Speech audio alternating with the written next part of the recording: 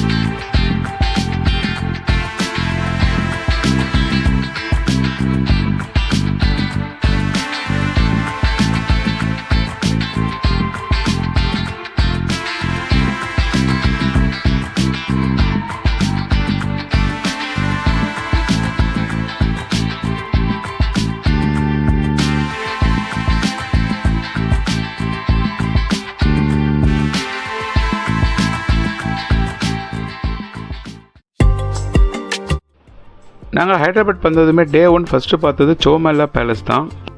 இந்த பேலஸ் சார்மினாருக்கு பக்கத்துலேயே தான் இருக்குது. இங்கேருந்து சார்மினாருக்கு வாக்கபிள் டிஸ்டன்ஸ் தான். இந்த பேலஸ் 1750 நிஜாம் மன்னர்களால் கட்டியிருக்காங்க. 1857 அண்ட் 1869 இந்த கட்டிடத்தை ஃபுல்லாக கட்டி முடிச்சிருக்காங்க. இந்த சௌமல்லான்றது 4 அரண்மனைகள். இதில் 2 பெரிய தர்பார் இருக்குது. இந்த அரண்மனை மொத்தம் 45 ஏக்கரால் இருக்குது. நீங்கள் இங்கே ஒரு 2 hours ஸ்பெண்ட் பண்ணிங்கன்னா இந்த அரண்மனையை நல்லா ரசித்து பார்க்கலாம். இதோட என்ட்ரி டிக்கெட் பார்த்தீங்கன்னா அடல்ட்டுக்கு 100 ரூபாவும் கிட்ஸுக்கு 40 ரூபாவும் சார்ஜ் பண்ணுறாங்க.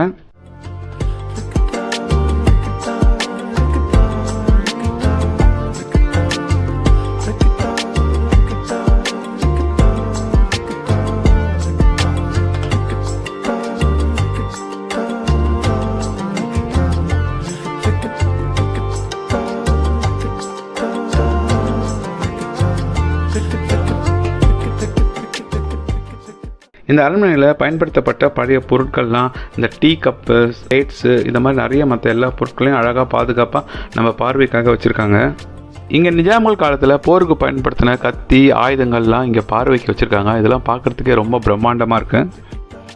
இந்த போர் வீரர்கள்லாம் பயன்படுத்தின கவசத்தை நம்ம சினிமாவில் தான் பார்த்துருப்போம். ஆனால் இங்கே ஒரு உண்மையாகவே ஒரு போர் வீரர் பயன்படுத்தின கவசத்தை நேரில் பார்க்கும்போது ரொம்ப வியப்பாகவே இருக்குது. நாங்கள் அங்கேருந்து பக்கத்தில் இருக்க சார்மினாருக்கு வந்துட்டோம். இது உருதுல சார்னா 4, மினார்னா கோபுரங்கள். இதை தான் 4 கோபுரங்களை தான் நம்ம சார்மினார்னு சொல்கிறோம். 1951 இந்த பிளேக்ன்ற நோயை முற்றிலுமாக ஒழிச்சதுன்னு அடையாளமாக கட்டப்பட்டது தான் இந்த சார்மினார். இதோட என்ட்ரி அடல்ட்டுக்கு 25 ரூபா, கிட்ஸுக்கு 20 ரூபா. இதுக்கு மேலே ஏறுற வழி பார்த்திங்கன்னா ரொம்ப சின்ன வழி தான். படிக்கட்டில் ஒருத்தர் பின்னாடி ஒருத்தர் போகிற மாதிரி தான் இருக்கும். மொத்தம் 54 படிக்கட்டு ஏறி நீங்கள் மேலே போனீங்கன்னா அங்கேருந்து ஹைதராபாத்தோட வியூ பக்காவாக தெரியும் நம்மளுக்கு. இந்த சார்மினார் ஹைதராபாத் சிட்டிக்கு சென்ட்ரலில் இருக்குது சொல்கிறத விட இந்த சார்மினாரை சுற்றி தான் ஹைதராபாத் சிட்டியே இருக்குதுன்னு சொல்லலாம்.